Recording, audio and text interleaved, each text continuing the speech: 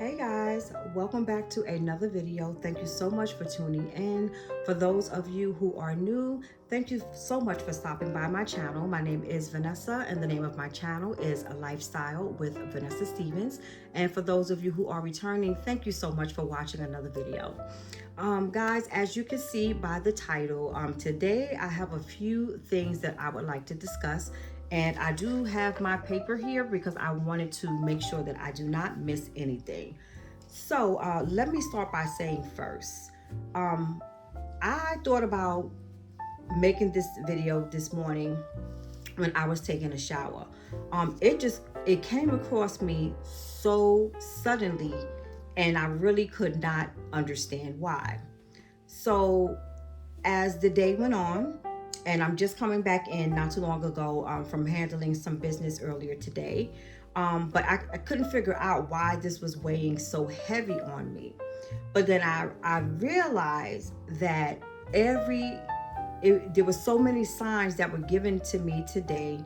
I was thinking to myself that this must be something that God is really putting on my heart and he really wants me to discuss, because maybe someone who is either viewing my channel or who comes across this video today really needs to hear, these topics, and also who needs to hear, my testimony. You know what they say, you're never the only person who is experiencing something. There is always someone who's having similar life things, that you're going through. So it's never only just you. But like I said, God put this on me so heavily today. It's like no matter what stores that I went into, I would see signs. And this started really yesterday. Like yesterday, I had a telephone call and I was having a conversation with someone. Once I got off that call, I went to go on TikTok to do some scrolling, and on my story, this song came up, really, it is a little bit of a meaning to me, and how, I'm trying to maneuver right now, but it wasn't the song really, it was the wording, and I cannot remember the exact words, but it was something similar to that everyone is not your assignment, and basically live your life. And that hit me so hard, and it really made me think. Then later on, when I went to the store to pick up something, someone stopped me in the store and actually, made reference to that same thing, which took me back. Then again today, when I was in the stores, which I said I was not going to purchase anything, I went to a Burlington Coat Factory, which you guys will be seeing that video soon as well. But when I went inside, I kept walking by this picture, and I could not, I'm sorry guys, I'm just looking out my window because I'm hearing something, but I could not just leave this there. I walked by it at least 2 or 3 times, but God would not let me go. I am definitely going to take this with me to wherever I'm moving and put this up on the wall. But what really got me was the writing on the bottom. And it says, I can do all things through Christ who strengthens me. And that is so true. So basically, as you can see from the title, the topics that I wanted to discuss is dealing with grief, knowing when to let go and be okay with it, and also living your life. Now, with that being said, let me start off with, I feel that there are 3 phases in life.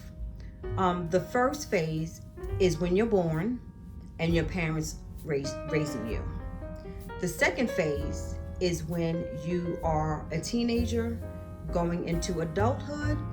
And the third phase is where I'm at right now, when you're basically getting yourself, or you should be getting yourself and your life together and preparing for this to be, your final stage in life. I'm 58 years old, as everyone knows. I'm approaching my 60s.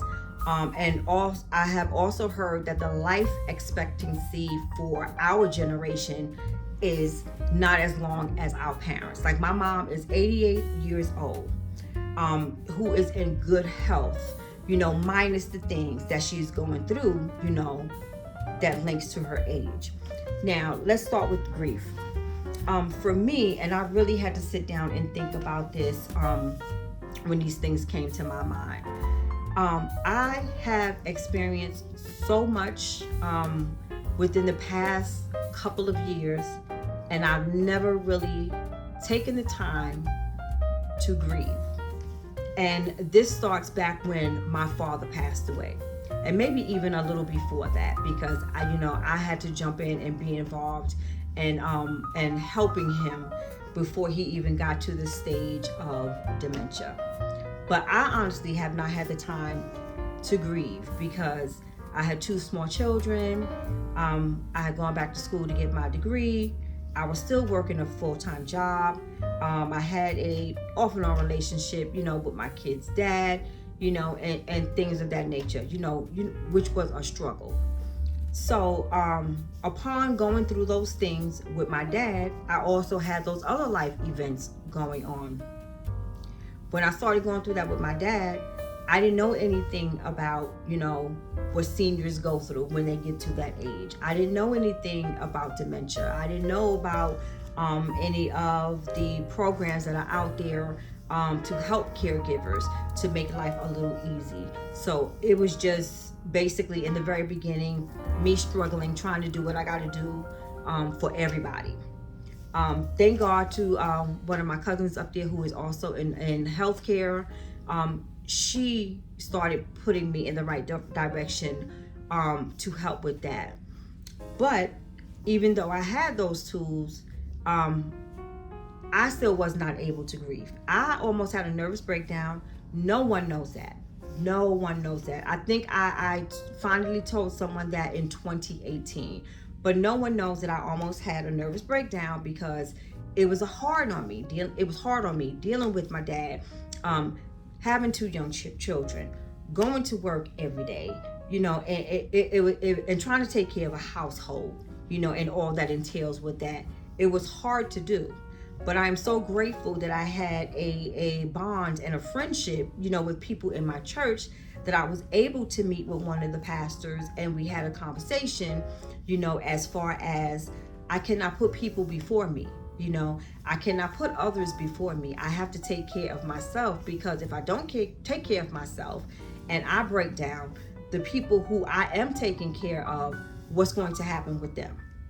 So that somewhat opened my eyes, to a lot of things.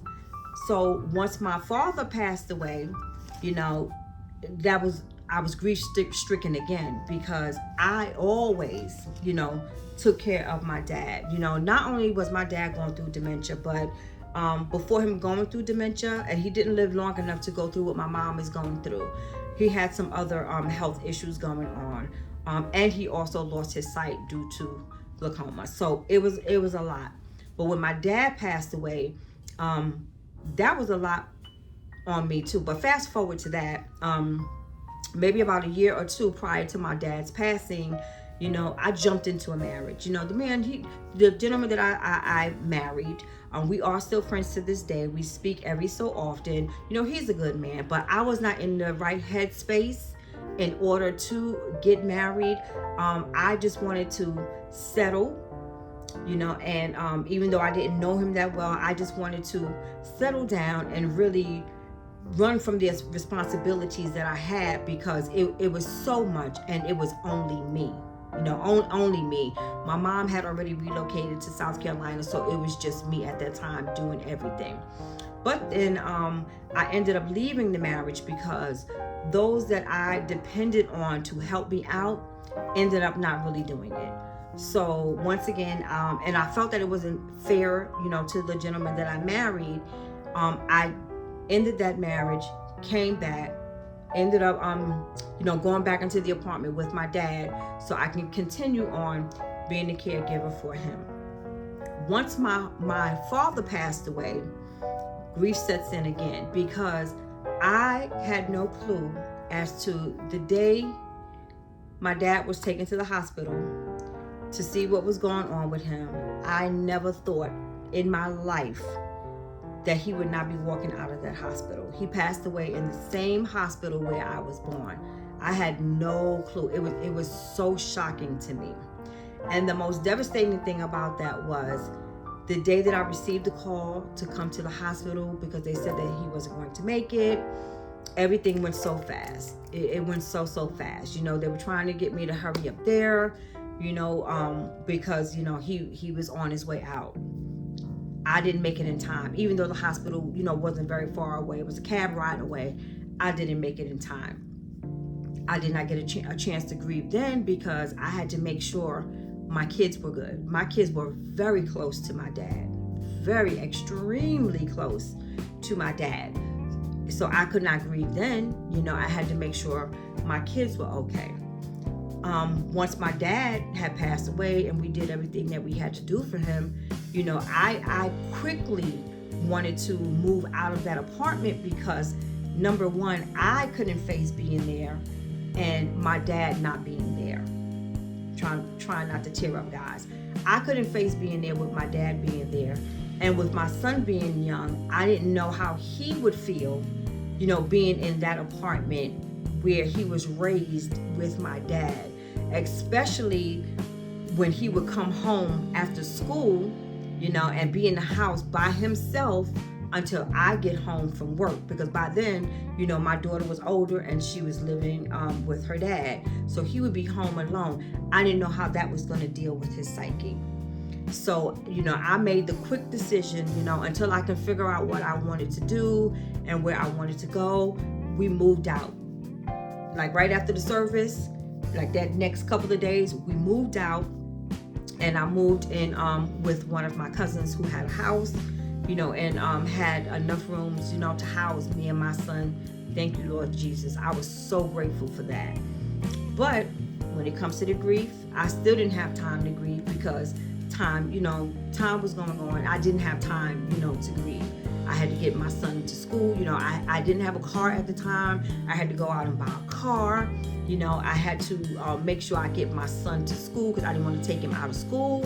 So I had to drive him to school, drop my car off at the garage, get on the train, then get to work and do the same routine going back home. And this was day in, day out. Never any time, you know, never any time to grieve. Never any time to grieve. Then I think a year later, I had an accident.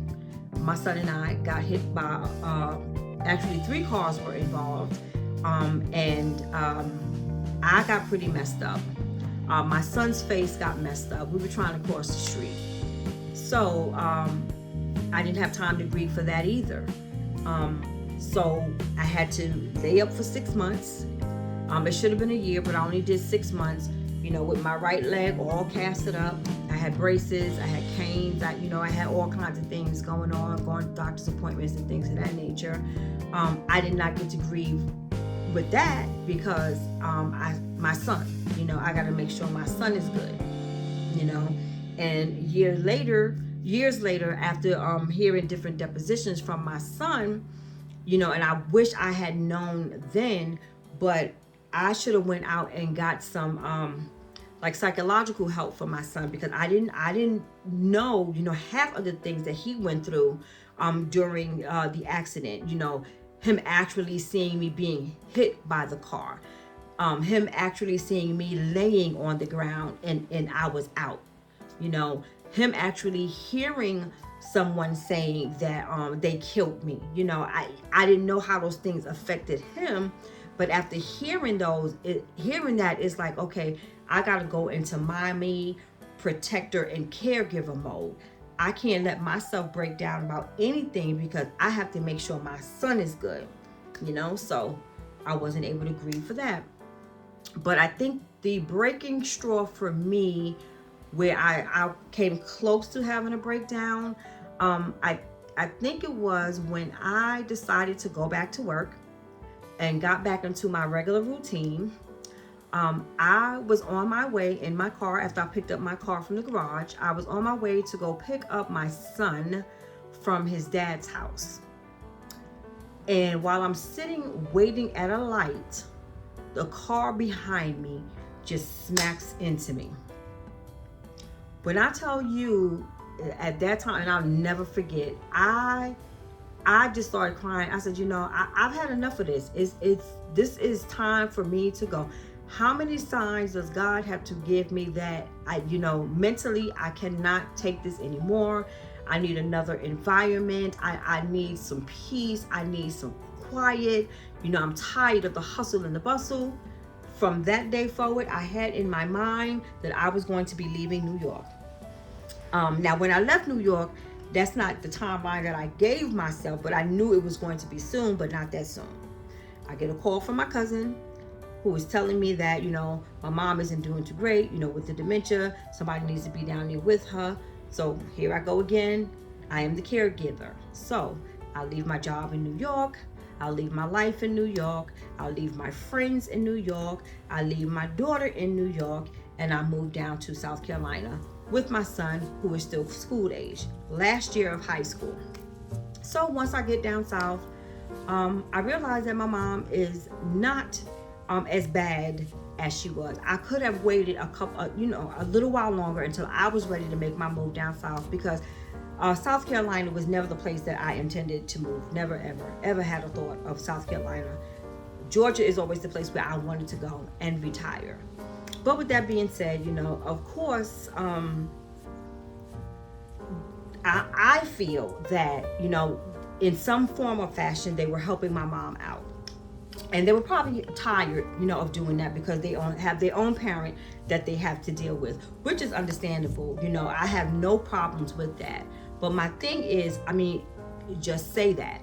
Just say that, somebody needs to be down there with your mom, because there's a lot going on here and nobody really is able, to do too much. Yada, yada, yada. However way you want to, say what you got to say. But, I ended up staying down there with my mom. So it did not take me very long to realize that that was not the place for me. There was no place for me to grow. I was unable to make the kind of money that I needed, that I needed to make. So I had to move on and move to Georgia. So fast forward, get to Georgia, found me a job, stayed in that job for 2 years. Within that 2 years, my mom's dementia started to progress more. And that's when I decided that I'm going to I took FMLA on the job where I can leave whenever needed, which was not really too often. Most of the times, since she wasn't that bad, I was only going down there when she needed to go to doctor's appointments. So that wasn't bad at all. As times went on and I see that the dementia is progressing, now I'm saying, okay, I need to leave this job and find a place where I can work in healthcare that is closer to where I'm living, so that way I can bring my mom up here with me and she can stay with me, and then she can have a aide, and all of that while she's in the home with me. That was my plan. Brought her home with me. That didn't work out. Had to end up taking her back home. Took her back home, 2 years, and I stayed on that job until I had to leave that job. Fast forward back to January 2025. I go back to my old job, that I left prior to, for my mom. I start that job January 6, 2025. Going in to the job, I did tell my manager that I would need to take off in February and in July, which are dates that I already had blocked in. It already had tickets for, for things that was going on in the family, which I did. So with that being said, time progresses, my mom's dementia is progressing and things like that. So to end and shorten this video some, but when it comes to grief, I did not give myself the opportunity to grieve, and I still haven't. Within that time, so many other losses have occurred, so many other things have occurred, to the point of, like, right now I'm feeling kind of numb. So the best thing for me right now is to just basically sit in it, which is what I did today. I got up this morning. I had plans to go out and handle some business for my mom, which I did. Then I wanted to go into one of the stores to create some content for you guys. And that is when I came across another sign. My intent was just to create content in the store, Burlington Coat Factory, which you guys will be getting that video soon. I was not supposed to be purchasing anything, but I kept walking by this picture here, which is so beautiful. But the words on here is what caught me. I can do all things through Christ who strengthens me. And that is so true, because guys, I try to stay in prayer on the regular. I haven't been in a church building since I moved south, since COVID, but I do try to keep up with it every Sunday. I watch church service. But what I want to say about that is give yourself some time and some grace to grieve. So once I brought this photo, I put it in my car. I started walking around the little mall. I saw a little like little restaurant, little lunch spot that I went into called Wings and Phillies. Not a little fancy restaurant, just like I said, like a little lunch spot. So I decided to go in there and, you know, just have a little me time for myself, you know, just sit and think and be still, you know, basically just take myself out on a date and have a little lunch, you know, and that's what I did. I ordered me some mild wings and some fried rice, which I haven't had rice in a while, and I had me a soda. I just wanted to sit and enjoy myself and, you know, and be in peace and relax and just let myself, you know, just be, not think about anything, not care about anything, and just, you know, just enjoy the day, enjoy the sun. As I said several times, I'm a person who also deals with seasonal depression. So the days are starting to become short. You know, if you guys notice, it's starting to get dark earlier now. The mornings are becoming a little cooler, which means, you know, we're going to be going into, you know, the season of winter soon, which I hate. So I'm going to enjoy these days, you know, and take in everything that I need to take in, you know, so I don't end up having a nervous breakdown. So for those of you who are going through anything right now, you know, whether it's a loss, whether it's, you know, a death in your family or a close friend, just give yourself a moment to tune everything and everybody out. Just live in the moment and just let yourself feel. And the other topic that I'd like to go to, topic number 2, is knowing when to let people go and be okay with that. I, at the age of 58, have just now come to realize that you have to let some people go. You just have to let them go for your peace and for your sanity. I would say that because when you, how can I put this? For years, I have always been the one who tried to keep people together. I was always the one who was always there for everybody, who was the sounding board, whether it's bringing you to church, whether it's having like barbecues and you know, going out to eat and like bringing everybody together. I was always the one who, you know, would bring forth those ideas so everybody can get together. I was always picking up my phone, checking on people to see how they were feeling, you know, what's going on with them. Why haven't I heard you from you in a while? You know, always checking up on people. I was always the babysitter. You know, if there was something that you ever needed, you know, I was always there, you know, to help you all the time. I am always the one who was there, ready, willing, and able, you know, at any time to help you, to, you know, lend you money, lend you clothes. When I purchased my car, if you needed to go somewhere, I would take you there. Never an issue, never a problem. Never. You know, that's just me. I'm a people pleaser, and I love people. I love being around people. Of course, I love to entertain, so that was never really an issue. Where it became an issue was when, okay, number one, with my dad. When I got married and I wanted to leave New York, there's some people who I spoke with to ask, you know, if they would be able to check in on him every now and then, you know, not making him the responsibility, because I was always able to, go back and check on him when needed, if there was any emergencies. Because when I left, my dad was already set up, having aides every day. They were taking him to his doctor's appointments, washing his clothes, cooking his meals, doing everything for him. Whenever I needed to go do a check-in, that was no problem. But there are certain people whom I would ask, if they can check in on him for me, from time to time. So those things didn't happen. But see, I was always there for people. And they always say, don't think somebody would do what you do. That is so true. But with that being said, the people that I thought I would be able to depend on, I couldn't do. I wasn't able to. They didn't do the things that they said that they were going to do for me. So eventually I had to leave a marriage and come back, and deal with my dad.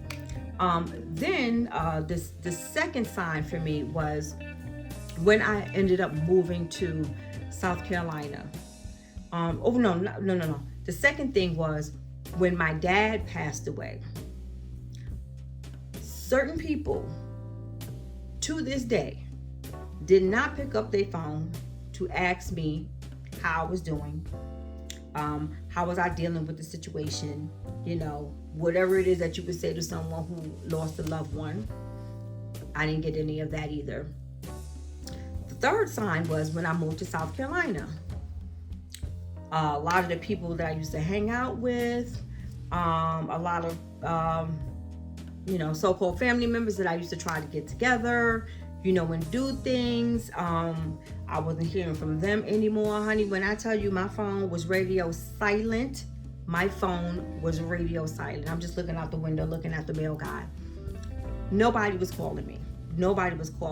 But I can say that there are always my ladies that I grew up with who I can depend on to call me. Okay? I'm going to say them by name because I'm going to give them shout outs. Lolly, Stacy, Robin, Mashita, who is my god sister. Those 4 people always reach out to me to this day.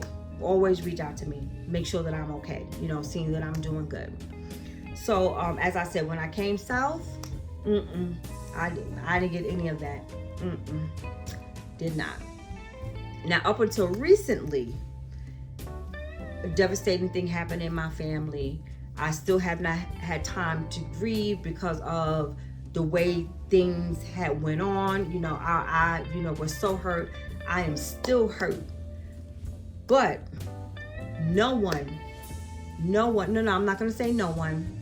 Those people that I just mentioned, along with maybe outside of my children, maybe 2 other family members reached out to me to see how I was doing, making sure that I was okay. Other than that, And what I'm trying to say is, no one ever pick up their phone to check out on me. Now I know for a fact, I am always viewed as the strong person. Nothing gets to me. I'm gonna do what I gotta do. Whatever they have in their mind, where things don't bother me, things don't affect me. I can handle everything. I feel that that's the attitude that everybody has, for me. Whether I bring that upon myself, I don't know. But I feel that those who know me, they know when I feel like the world is on my shoulder and I need some relief and I need a pep talk, or, I'm grieving, or whatever the situation may be. Those who know. The ones who I expect to know don't know.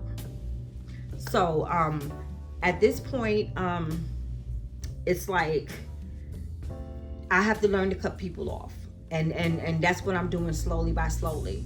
Right now, if you haven't spoken to me in years, if you haven't checked up on me or my kids in years, I don't want to be bothered with you. Please don't contact me, because I will not be contacting you. That's the attitude that I'm having right now. I am currently going through my phone and blocking people who I have not heard from, blocking people whom I do not want to hear from, and just blocking people who I don't think bring value to my life. And sometimes you have to do that and be okay with doing that for your peace and for your sanity. I mean, it's the worst feeling is to okay, let me give you an example.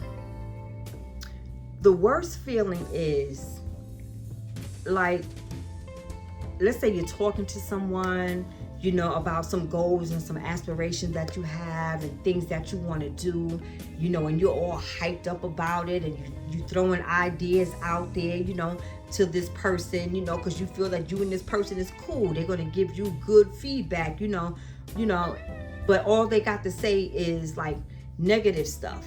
Like, you know, they don't want to see you grow. They don't want to see you be happy, you know, or they don't want to understand the things that you are going through. But, you know, they just want to downplay how you're feeling. You know, those people, you need to wash your hands of it, let it go. Don't even bother anymore. You know, don't put that dead weight on you. Don't do it. You know, that's the best example that I can give. So right now, you know, I'm just going to let people go, those who need to go, you know, so I can live my life in happiness. And that brings me to the last topic. Living your life and living your life to the best of your ability. Like I said, I feel that right now I am in the third phase of my life. I want no stress. I want no drama. I'm not bringing anybody along with me who causes that, nor do I want to be involved with, talk to, or either see who is going to make me feel any different. I only want positive people in my life right now. You know, other than that, I really don't want to be bothered. At this point, I'm preparing, you know, it may sound crazy to say, but I'm preparing for my end of life. You know, that is the stage that I'm in. I'm getting older. I'm not getting younger. So therefore, if I'm getting older and I'm getting ready to go through body changes, you know, and one day dementia is going to be upon me as well. I want to live life before those things happen. I don't want to be stressed out by anything or anybody if it's under my control. I don't want to live that type of life, you know. Once we get older and we raise our kids, we complete our education, we take care of a household, we take care of our parents, you know, we're on a job, we may be retired from that job. Once those occurrences happen in your life, you should care less than a F about anything else and anybody else, you know. I'm right now, I'm going to grieve for myself, and I'm going to let certain things go, put it back on the back burner, and I'm not going to look back again. The only thing that I'm trying to do right now is live my life and live my life to the fullest. You know, I want to start a business. I want to purchase another home. I'm looking for a nice, good, decent paying job that I am comfortable in and can retire from. You know, stay under the radar. You know, don't have to deal with too much drama. You know, not too much stress. You know, that's how I'm living right now. After, you know, going through your lifespan, because life is hard, you know, no matter how good you may have it, life is hard. There are so many things that you need to do. There are so many things that you have to go through. So why, when you get to a certain age, let that stuff go, let that stuff die down. You should be at a point in life right now where everything is looking good. You should be moving on to the next phase of just wanting to be happy, living a soft life, having good people around you with good energy, who are like-minded, who will lift you up, who wants to be there for you, you know, when you're down. You know, that's the things that you're supposed to be looking at right now. And that's where I'm at right now, in this point in time of my life. You know, even with my mom, you know, I love my mom dearly. And I'm going to do everything that I can for her to the best of my ability. And it might sound a little cruel, but I can't kill myself or break my back or bend over backwards, you know, to do everything for her where I'm not doing everything for me. You know, my mom is at an age where she has lived her life. You know, she relocated to South Carolina, so she is where she wanted to be. She is around her family, you know, and she lived her life. She's been married, she's had children, she bought her house, she retired from her career.